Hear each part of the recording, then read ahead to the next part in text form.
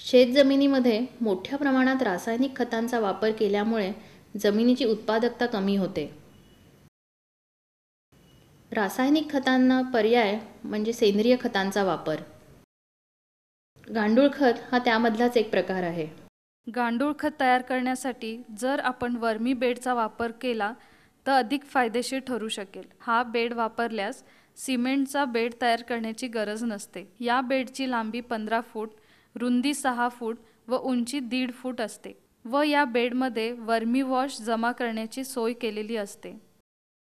गांडूळ खत तयार करण्यासाठी सावलीची आवश्यकता असल्याने छत तयार करणे गरजेचे असते. 3 ते 4 इंच जाडीचे 4 थर करावेत. पहिल्या थरामध्ये काडी कचरा, पालापाचोळा, वाळलेले गवत, उसाचे पाचरट टाकावे व पाणी शिंपडावे. दुसऱ्या थरामध्ये अर्धवट कुजलेले शेणखत घालावे व ते ओले होईपर्यंत त्यावर पाणी शिंपडावे. तिसऱ्या थरामध्ये परत काडी कचरा, पालापाचोळा, वाळलेले गवत आणि उसाचे पाचरट टाकावे व पाणी शिंपडावे. त्यानंतर चौथ्या म्हणजे शेवटच्या थरामध्ये शेणखत घालावे व त्यामध्ये 1 किलो गांडुळे सोडावीत व त्यावर पाणी शिंपडावे.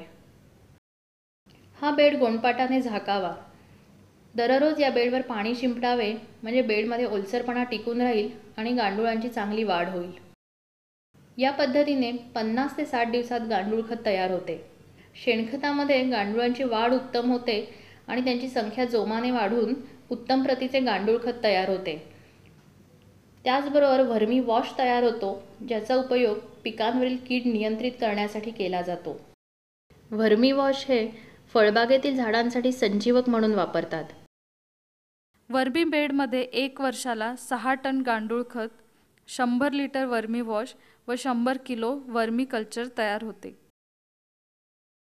त्याचा फायदा म्हणजे आज आपण झाडांसाठी वापर केला, काही इकला ते जवळजवळ 6-7 हजार रुपये आपले झाले आतापर्यंत. आता हे वर्मीचा म्हणजे असा फायदा काही हे धरून तसं वाया जाऊन दिले नाही. हे धरून डब्यांमध्ये गोळा करून ठेवलं, काही झाडांना घातलं, काही मिरची, काही फवारणी, काही बटाटे, काही फवारण्यासाठी फायदा झाला किंवा आंब्याच्या झाडांना काही ओतलं गेलं. गांडूळ खत शेतातील पिकाला वापरल्याने अनेक फायदे होतात. जमिनीचा पोत सुधारून पिकांची वाढ जोमदार व निरोगी होते. जमिनीत पाणी धरून ठेवण्याची क्षमता वाढते. जमिनीची धूप कमी होते. जमिनीचा सामू म्हणजेच pH योग्य पातळीत राखला जातो. तणांची वाढ कमी होते.